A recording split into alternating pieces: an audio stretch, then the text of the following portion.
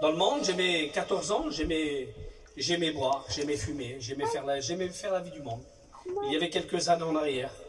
Et puis ça, ben, ça l'a devenu, ça l'a grandi, ça l'a grandi. Et puis à l'âge de 16 ans, j'en avais marre.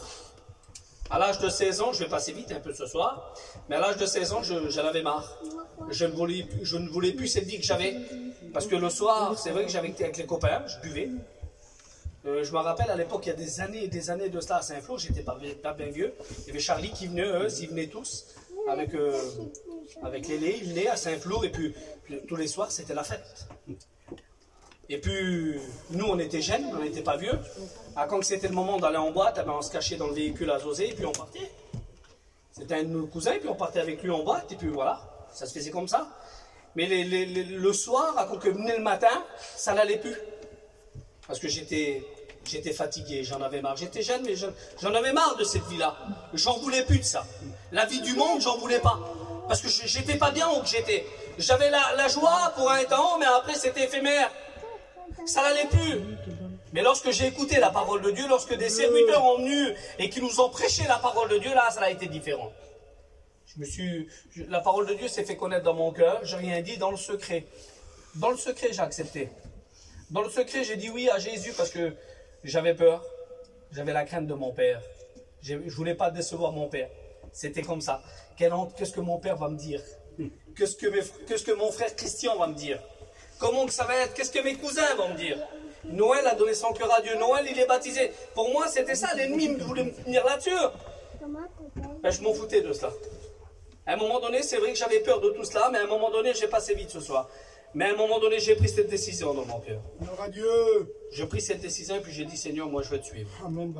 Parce qu'à chaque fois qu'il y avait des pasteurs qui venaient nous faire des réunions, vous savez qu'est-ce que je faisais? J'attendais que tout le monde de la place entre dans la réunion. Ils avaient monté une petite cabane. Et puis tout le monde entrait dans la réunion.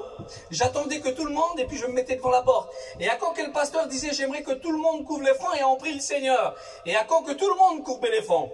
Vous savez qu'est-ce que je faisais, moi? J'ouvrais la porte tout doucement, je rentrais et puis je me mettais derrière, mais je me cachais derrière, pour que personne me voie. Et puis je restais là et puis je bougeais pas avec la tête abaissée. Et tout ce que le pasteur disait, ça entrait dans mon cœur. Le Seigneur s'est fait connaître à Dieu. Et puis tous les mots, je les prenais pour moi le soir, lorsque je m'en allais. Et à chaque fois qu'il y avait une réunion, ben, c'était comme ça. Quand que la réunion finissait, au dernier moment de la prière, le pasteur disait, bon, on va courber les fronts et puis on va remercier le Seigneur pour ces moments. Quand que tout le monde courbait les fronts, j'ouvrais la porte et puis je me sauvais, moi. Je partais toujours avant de dire que voilà, j'étais pas là. Je voulais me faire voir devant les autres, mais j'avais accepté le Seigneur. Alors, je le disais pas pour les autres et puis pour le monde, je disais que j'étais pas chrétien. Mais en réalité, j'avais accepté Dieu dans mon cœur. Et puis les mois, ils ont passé. Et lorsque les mois ont passé, l'été est venu. Et puis c'était le moment des missions. Et puis un de mes cousins est venu dans la région de Saint-Flour, Josué. Il est venu, il a commencé à monter son chapiteau et à faire des réunions. Et puis là, j'ai pris ma décision. Je me suis mis à une trentaine de mètres de mon père. Parce qu'il n'était pas gentil. Il me tirait souvent, comme je dit l'autre jour, dessus avec la veine de l'orif.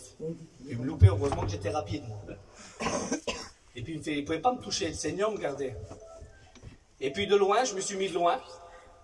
J'avais pris mon pantalon blanc, une chemise blanche, et puis j'ai dit au pas. Et j'ai dit, demain je me baptise. Je croyais qu'il allait me faire du mal. L'ennemi me faisait croire que lui, il allait me faire du mal. Il s'est retourné, il a regardé sur ma mère, il disait, Leïla, t'as vu le petit? Il va se baptiser. Il était content, si vous sauriez comment qu'il était content. Mais moi, je bénis le nom du Seigneur. Amen. À 17 ans et demi, 18 ans, j'ai accepté le Seigneur. Mais jusqu'à présent, il y a eu des hauts, il y a eu des bas dans ma vie. Mais je n'ai jamais laissé la main de Dieu. Je l'ai toujours suivi. Je travaille toujours pour sa gloire. Alors j'aimerais te dire à toi ce soir qui est là. Des fois tu hésites, tu as peur. Tu as peur de t'engager ou tu as honte parce que l'ennemi te fait croire quelle honte. Tu vas te donner à Dieu, qu'est-ce qu'ils vont dire ta famille, tes cousins, qu'est-ce qu'ils vont dire de toi, ton père, ta mère, ils vont dire quoi de toi? Ne regarde pas sur eux, c'est ton salut, c'est personnel. Amen. Que Dieu vous bénisse.